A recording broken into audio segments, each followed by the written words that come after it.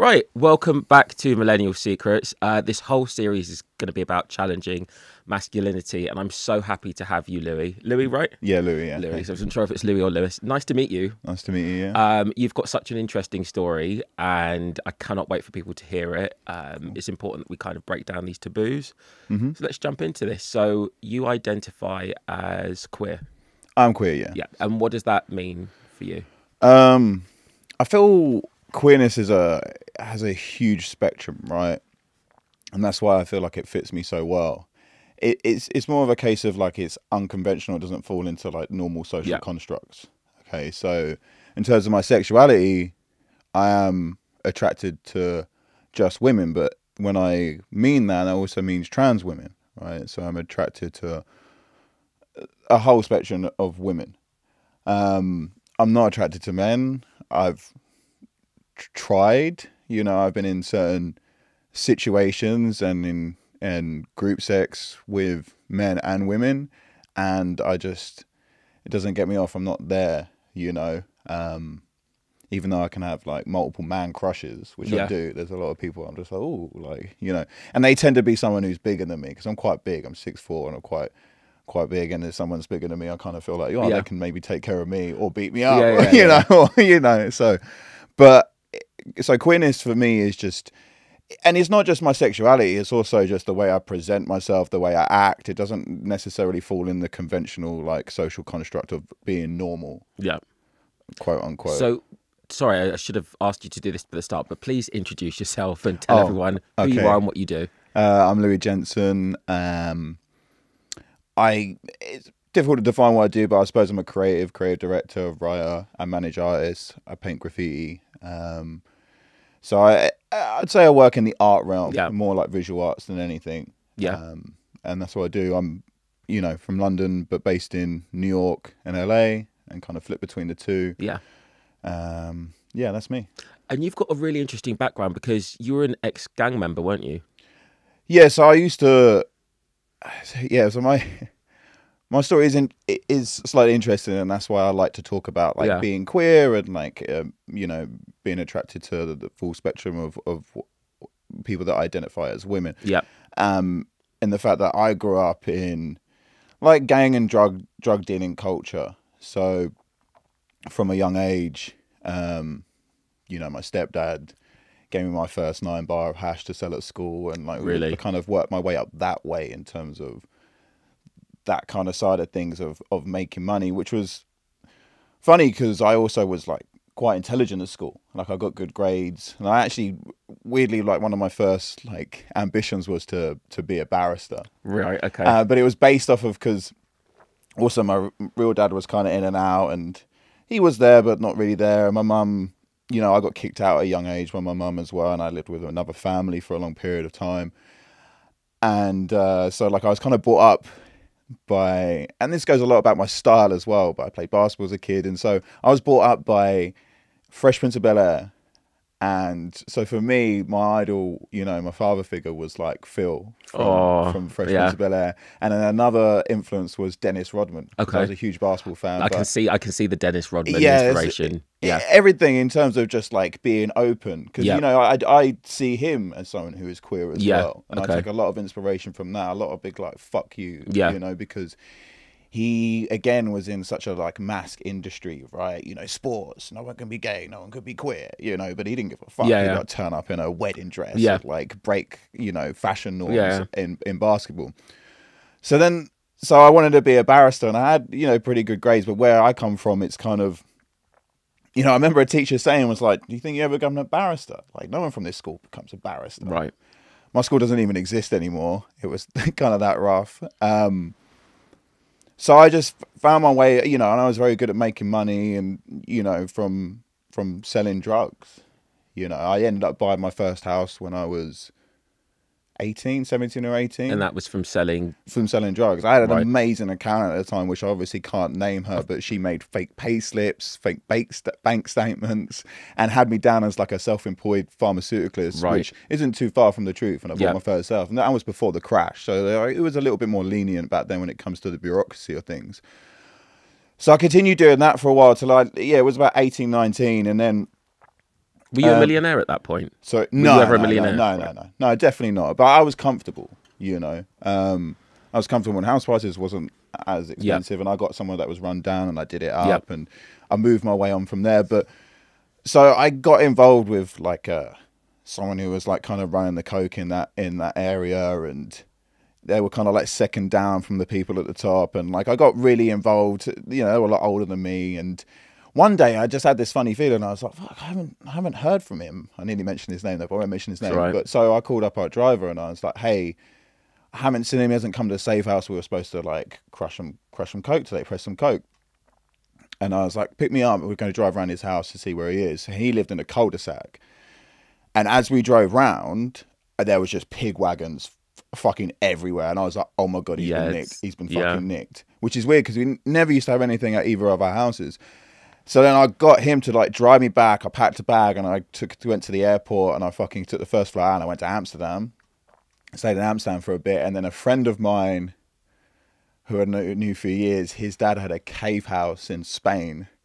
So I went with him, and I lived in, and everybody's like, oh, fucking cave house. It wasn't like that. It had mod cons. Like it had electric, it had water, it had the internet. Like it was beautiful. It was in a little town called Fusa, which is like 30, 45 minutes outside of Granada.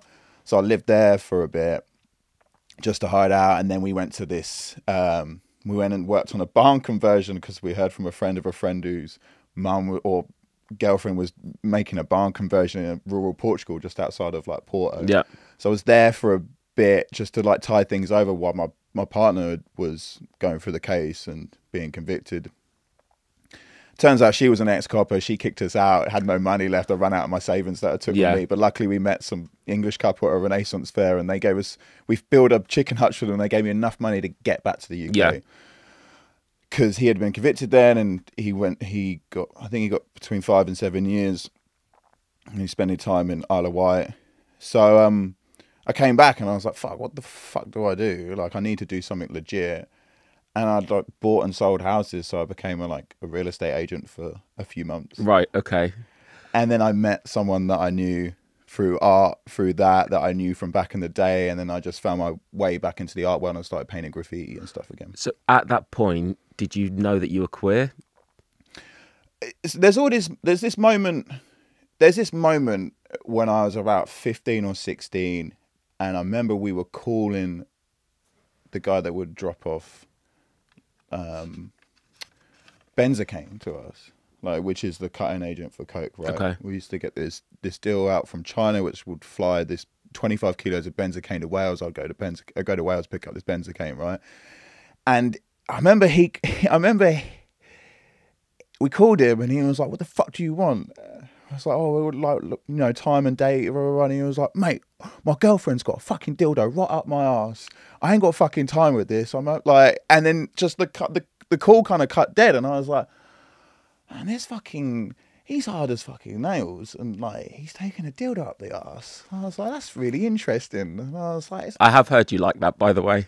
Yeah, I will get onto that in a bit. Yeah, I was gonna wait a bit before I. Well, that's where it kind of clicked to me. I was like, wait, he can be this tough, mass presenting dude that no one fucks with, but he doesn't mind taking a dildo up the arse. I was like, that's really interesting. And I think then it started to click. I was like, wait, I don't really have to follow these kind of like norms, right?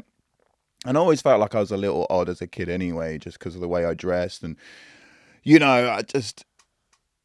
a lot of people thought I was just into American things, but I think I was just into the idea of being like unconventional. Yeah. I think that's where it comes from. Really, really it stems from. But like that conversation, that phone call, trying to find out where the drop point was at a certain day, and him saying his girlfriend had a dildo up his ass. I still always remember it to this day.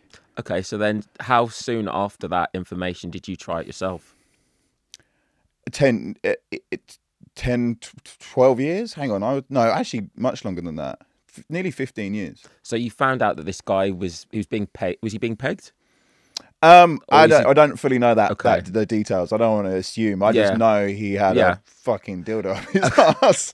So you found out that information, and you were like, right, this is someone I really admire, who's doing something that's unconventional, but they're still quite tough and hard and whatever it is.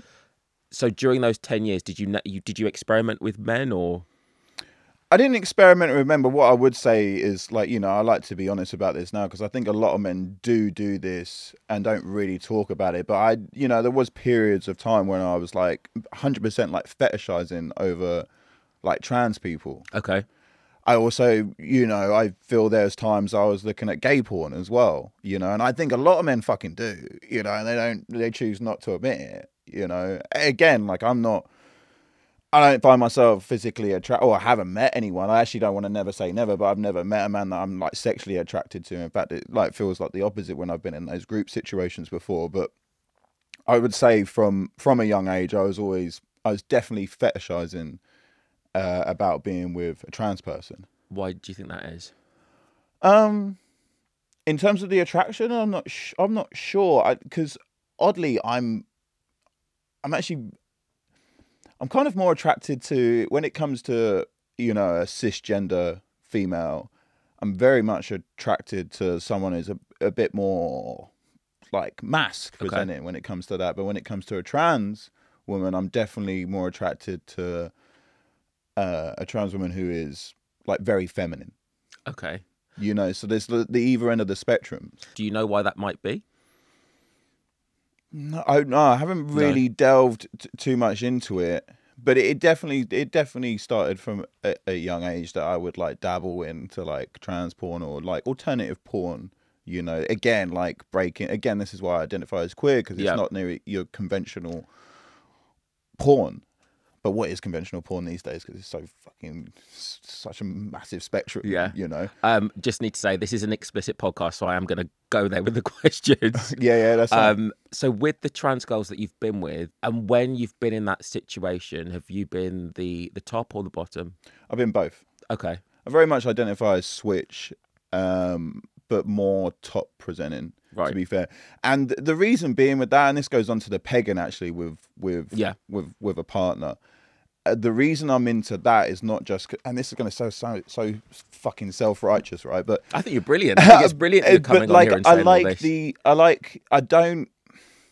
I like the shift in power dynamics. Yeah, I'm very, and I'd rather be explicit as well, right? I'm a white male, but I'm very anti-white and anti-male. Okay. In like my beliefs, right? Just because I feel like the whole society is ruled by white male patriarchy, right? So I like the shifts in power dynamics, and I don't think it doesn't sit right that my partner, I'm just, in a way dominating and penetrating my partner, and they don't expect to do that back. You can tie me up and whatever and do whatever and have power in that way, but for me that still doesn't get over the fact that really ultimately if I'm penetrating you, I'm always going to have the upper hand, right? So that doesn't sit well with me. So I think it's if they're on top, because I have a bodily part of me that's inside them, right? I'm breaking their gate.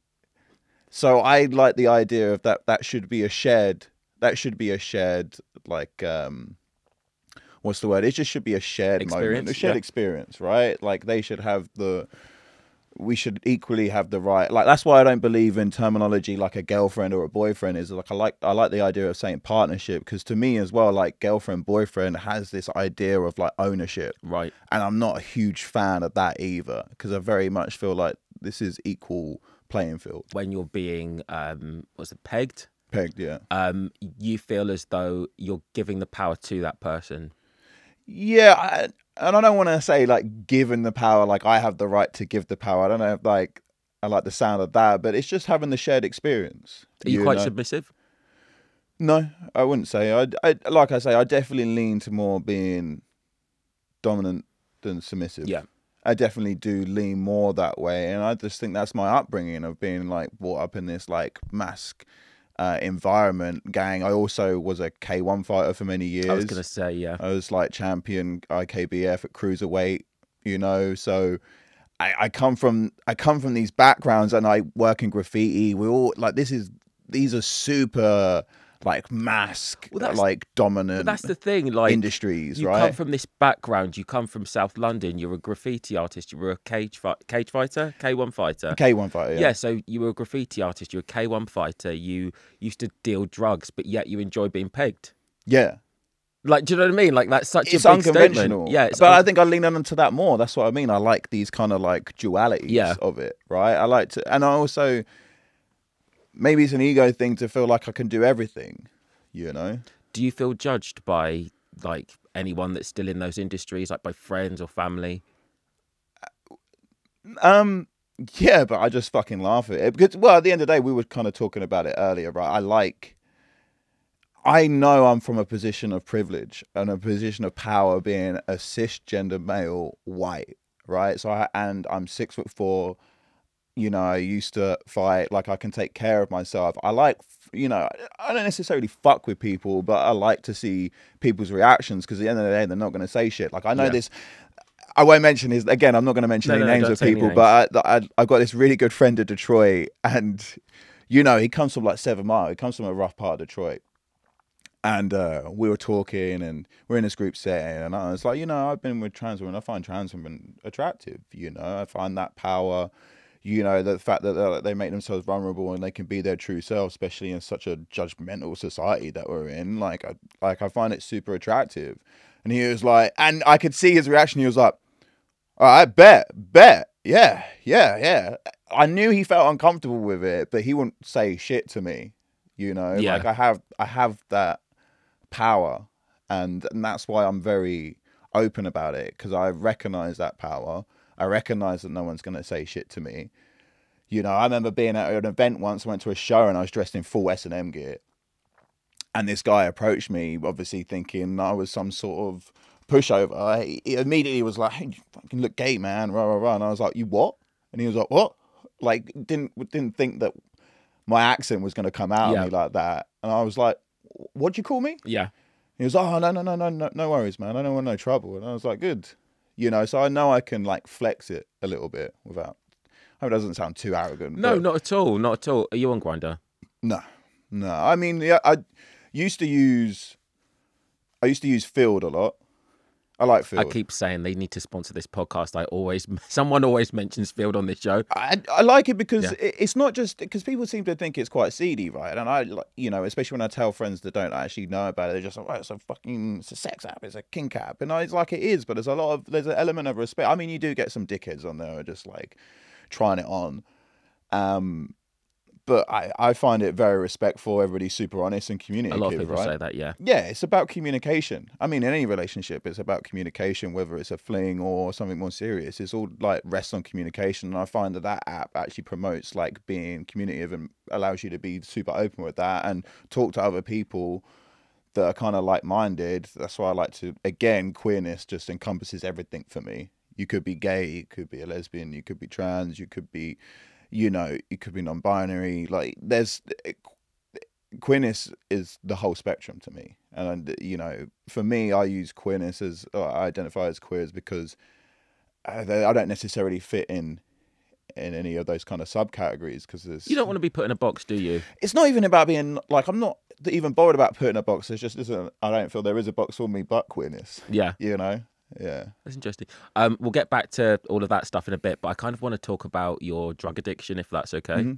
Mm-hmm. So yeah, do you want to tell me about when it started? Did it start when you were dealing or before that? I think it started before that. So again, like, obviously got into selling drugs at a young age, so I got into smoking at a young age. But, you know, everybody says like, "Oh, weed's the gateway drug. Alcohol's the fucking gateway drug." Let's be fair. I think if alcohol came out now, it'd probably be illegal, right? Yeah. I say that as I'm drinking fucking Prosecco. I mean, apart from sugar, it's the biggest fucking addictive killer. But so I got into like smoking weed, and I remember my old man my real dad had caught me smoking and was like, "You don't do that. That's a poor man's drug," and then got cocaine out. So your own dad introduced you to cocaine? Yeah, him and his friends used to fucking pile me with cocaine.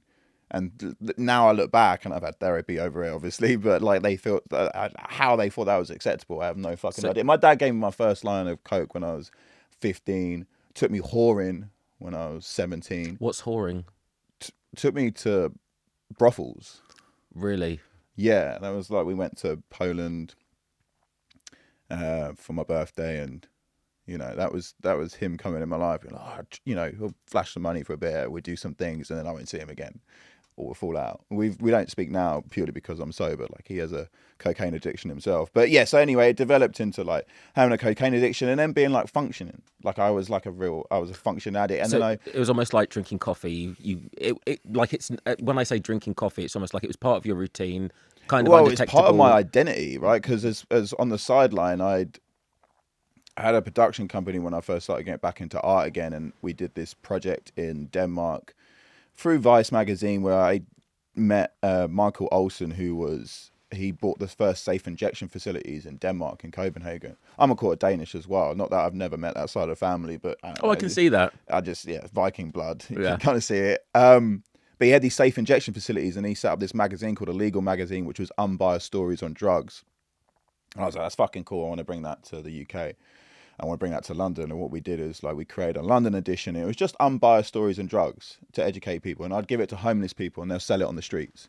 Really cool little design magazine. You can Google it. You'll find it. There was tons of articles on it. I got picked up by the BBC and did some interviews on it. But it was just unbiased stories and drugs. No good, no bad. It was just stories. And we gave it to homeless people, mainly drug users. And the whole idea was like, it's an alternative then to buy their drugs by selling this magazine and buying drugs. So drugs became like an identity. And that got picked up by the guy who set up, do you remember Bebo? Yeah, I was on Bebo. So the guy, him and his brother sold it to AOL for a fortune. Yeah. Anyway, he's a massive like drug criminalization, weed decriminalization activist.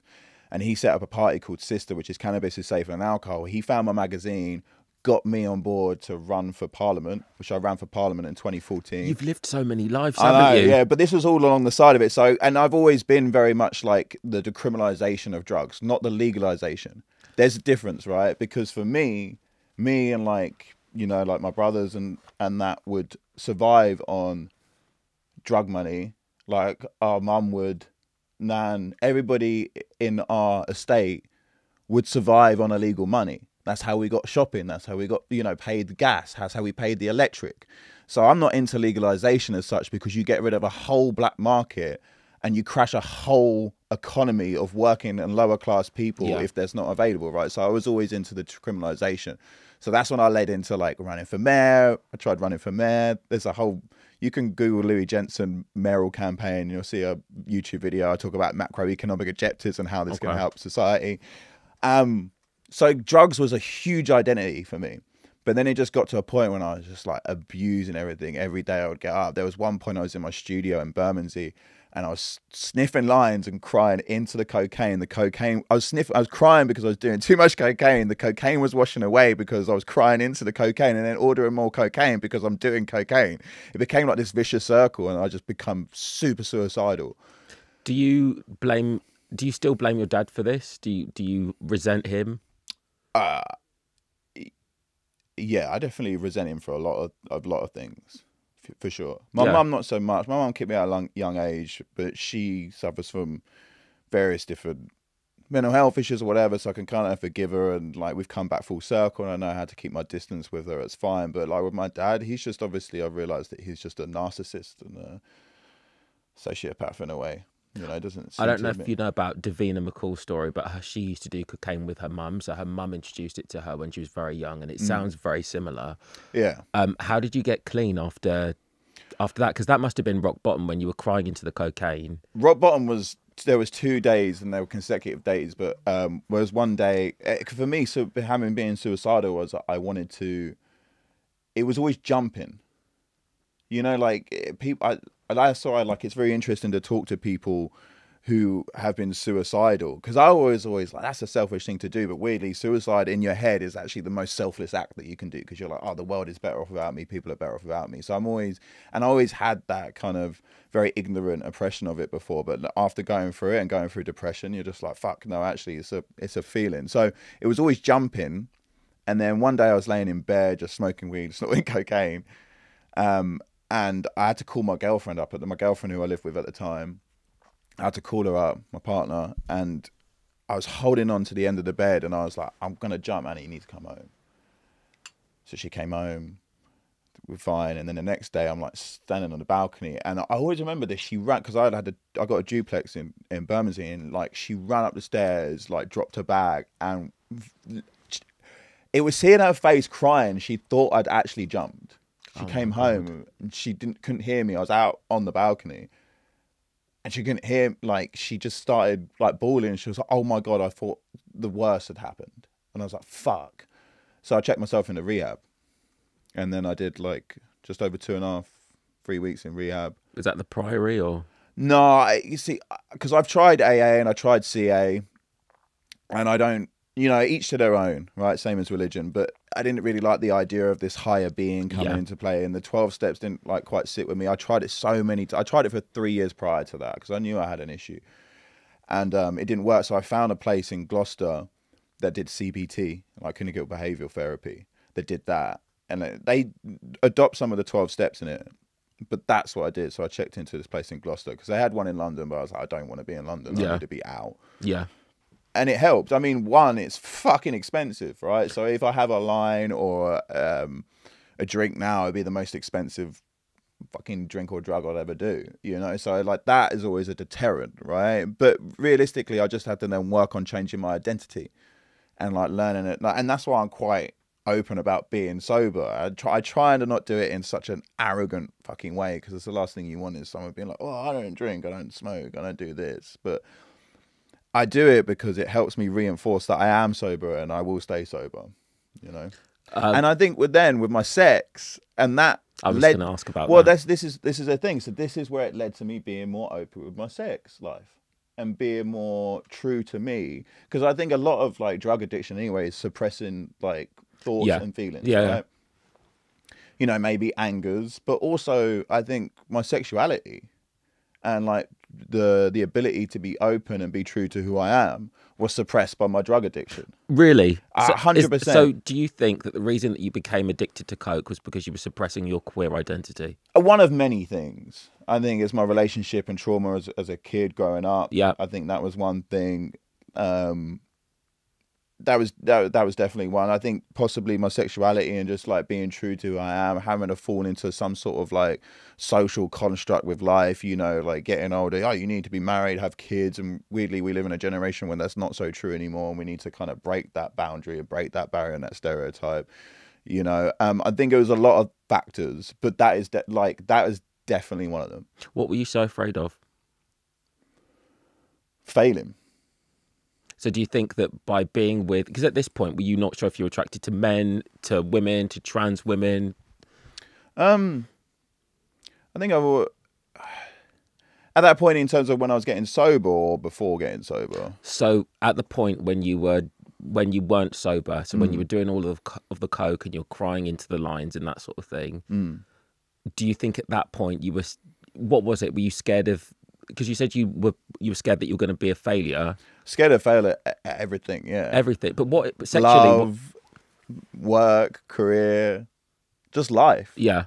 Which is so wild to me now, because I do feel very fortunate that I've lived a lot of lives. I've travelled the fucking world. You're doing amazingly well. Like you've got, let's say you've got somewhere in New York and somewhere in LA. Yeah. And somewhere here, right? Yeah, I rent it out here. Yeah, but who cares? But you can turn your life around. Totally. That's the main point of this. You can absolutely turn your life around, and whatever you've gone through in the past doesn't define your future. Mm-hmm. So you're in this relationship, you go to rehab, and everything's okay. After that, do you ever have urges to do drugs again? No, I mean, the first 3 years of being sober, I missed weed habitually just because I actually really like the idea of finishing something and rolling a joint. It was more that than the actual highness or smoking. I didn't miss Xannies and the prescription pills so much. I didn't miss the MDMA or the pills. I didn't miss the alcohol. The only occasional time I miss the alcohol is on a sunny day. I might want a cider, but it really wasn't. But cocaine, fuck. For the first 3 years, I missed cocaine hard. Every fucking day, I'd be like, oh. How did you go for that? Did you? Because I've heard that with people that are addicted to cocaine, they say to drink a lot of coffee. Yeah, I'm not a coffee drinker really. Like I do occasionally if I'm tired. Sometimes I'll drink a coffee and I'll like perk myself up. Like before I got here, like I had a long day yesterday and I had a coffee on the way here.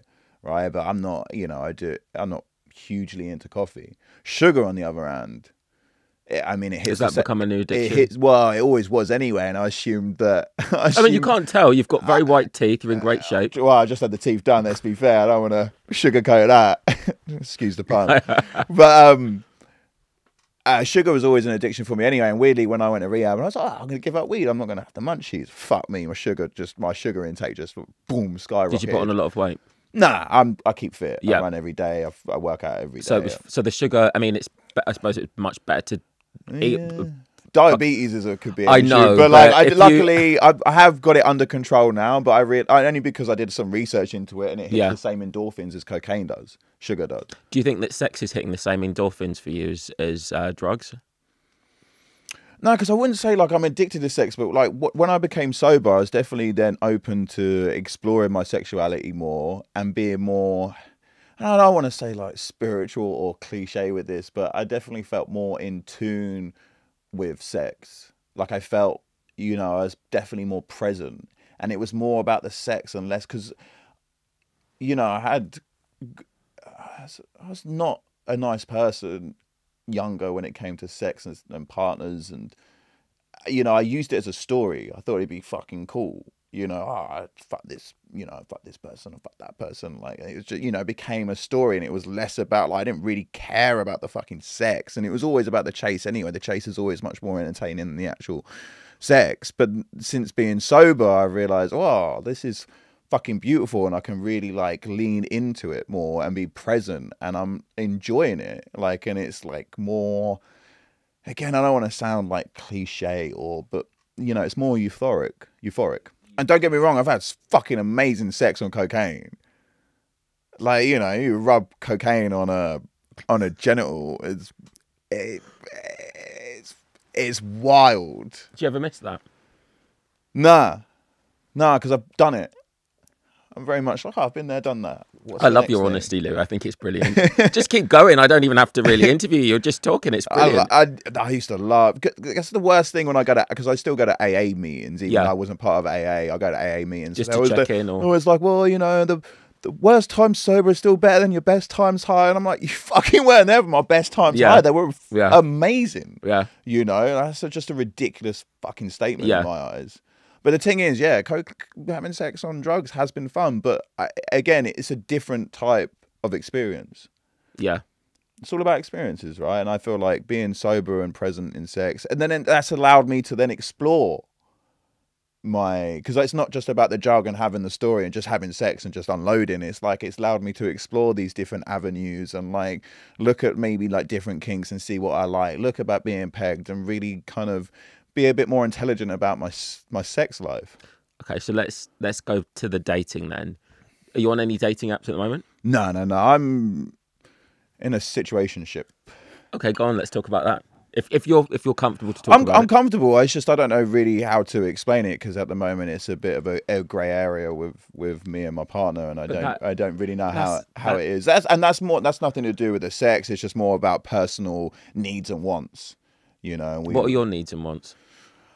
I'm at a period in my life where I want a partner to, like, I'm comfortable with who I am, and it's taken me the last, 6 years sober in October 22nd, it's taken me the last 6 years. Congratulations. Thank you. Yeah. I think it's amazing. It's taken me 6 years to really be comfortable with who I am, and I'm still working on it. Like, I still have a therapist. I still go to AA meetings. Like, I think it's important, you should take care of your mental health just as much as your physical, right? Because it's all connected. I'm very much into the mind-body syndrome as, like, your mental health affects your physical health. But I want a partner that I can grow with. I want someone that I can support what they're doing and they can support what I'm doing. Like, I want to be my partner's biggest cheerleader, and I want my partner to be my biggest cheerleader. That's what I want. Yeah. Like a quality growing up and like having goals and just being as one. Because I'm also a big fan of like quantum entanglements as well. You know that word? No. Which is actually now a proven science, I believe. Don't quote me on that. But I always used to say it as like, hey, it kind of sounded like a cheesy chat up line. But like, there's certain people I meet, especially in the art industry, right? Like, I travel the world and I meet other artists or other creatives and we click. And then I might only see those people once or twice in like 2-3 years because we'll be at a festival somewhere or whatever, like doing some art project. But those people I trust more than some people I've known like all my life.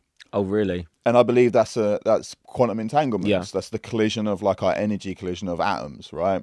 And then you're connected with that person.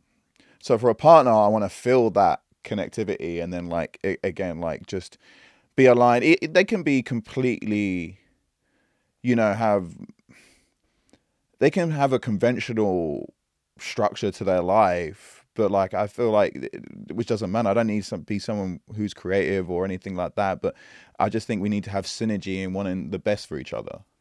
Okay. That's what I want. Is it hard for you to find dates? Like, not because, I mean, obviously it's not like, obviously people want to date you, but like when you talk about your past and maybe like the queerness, is that difficult? It's not difficult, the fact that they're turned off by it. It's just like, then do I become a spectacle? I think in my industry anyway, I was talking to this with someone, like it's very difficult to find someone like a partner that you could do that with, because one, they might struggle to like, you know, I've had partners in the past that struggle to understand that I have to travel all the time. They're like, why can't you just be here? And I'm like, well, you're creative. It's not how yeah, it works. my work travels everywhere. I like to be able to be in like fuck nowhere, Arkansas sometimes, you know, and working on a project there, and then I might have to like fly to Rome. Like that's just how the industry is, and like some people have a hard time understanding that. But on the other side of things, you end up becoming like a spectacle or a token for like their friends. I've had that before. What, when the friends where they're just everything? Like, oh, isn't he so cool? He does this cool thing. Look, he's covered in tattoos, has gold teeth. Like, you know, they're very conventional, very like straight laced, I'd say. And then like I become like a spectacle, you know. And then so it's very difficult to find like someone who's genuine. I feel that's a struggle, you know. That's what I find hard. Yeah, it's just finding that balance between the two. I've got so many questions, but I know I need to let you go. If you have any advice for someone who's maybe struggling with like their sexual identity or anything like that, their queerness, what would you say to them? Right, because it's difficult, right? Because again, I understand that I'm here in a position of power. But you weren't always there. No, but I mean, even just like in society. Like I hate to like bang on about it, but I am a cisgendered male. I am white. I'm English speaking. Like I have a position of privilege and power. Like but you're a guest on my show. Yeah, so... it's difficult to say like what advice would I give, because like I kind of know that, you know, it's easy for some people to be, you know, put it this way, right? It'd be like, you know, we live in a fucking racist society as well. It'd be like me being a white guy going, oh, it's fine. It's easy to go get a job or not get fucking searched by the police. What do you mean you can walk down the street? No problem. No one's going to judge you. But you're 8 times more likely to get pulled by the police than I am. And you can come from a completely fine background. So that's what I mean. It's very difficult for me to say without actually understanding who I'm talking to, right? But I feel like... Just generally. If someone was struggling, generally taking race out of it. I just don't think you should be scared of judgment, because everybody has suppressed feelings. Anyone that's like projecting, and it sounds so cliche, but any judgment is always a projection anyway. I feel any judgment in me is a projection. You know, I do find it funny, you know, when some guys are like, you know, we had a stag do yesterday, and like we were in the group chat, and I bought some deep heat for some people because we played football, because the guy doesn't drink, right? So we played football all day. Yeah. And I had some deep heat, and I had it in my hand, and I had they could see my nail polish in the group chat, and someone was just like, "What fucking team are you on?" You know? Oh, and that's like, it's not what team, it's what team is in. What team are you on? Yeah. Because I paint my nails. Yeah. And I was just like, I just said, whatever, bro. If you see where I've been, did that upset you? No, but it does. I hate when I get brought into a game of, I call it big dick. I get into it. Every man knows what that is. It's just like when you're trying to one up each other, right? Yeah, I hate that. And like I nearly got dragged. I kind of did get dragged into that.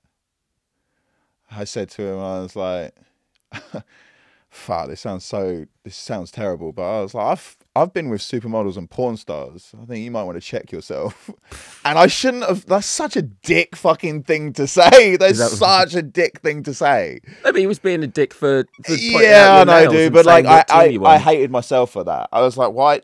I don't need to prove anything. But so, bottom line is I still get dragged into that mentality of like, I do feel the judgment sometimes, but more of a case of like, for me, it's like, no, you need to realize that this is acceptable.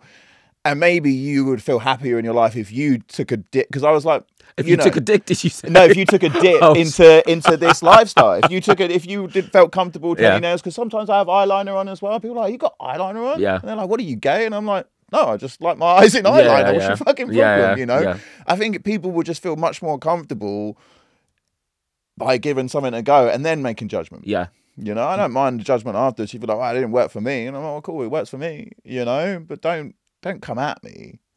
So I think like just experiment. I think it's fun to experiment. I think we're in a state of austerity in the world, right? There's wars everywhere. There's xenophobia everywhere. There's bigger things than how your nails are polished. Exactly. So just like we've got to have fun with it. You know, I relate it to like work at the moment. It's like the art market is fucked right now, and that is solely because of there's war, there's elections, there's people are investing in money into AI, so there's a lot of reasons. So a lot of the artists that I work with and what we're doing is I'm like, man, let's just stay creative and do fun things. So I've been making pool floats, we're doing skateboards, we've been doing like Christmas baubles. We just, you know, rather than painting murals and painting paintings, we've been trying to like experiment with different things, doing scavenger hunts, right? Doing things that are just fun and creative. Yeah. And I think if you just apply that to yourself when you're experimenting, just be like, I'm just having fun. If you see it as I'm just having fun, then maybe you might learn something about yourself that you didn't know. This is, you know what I'm going to say, this is the best podcast I've done.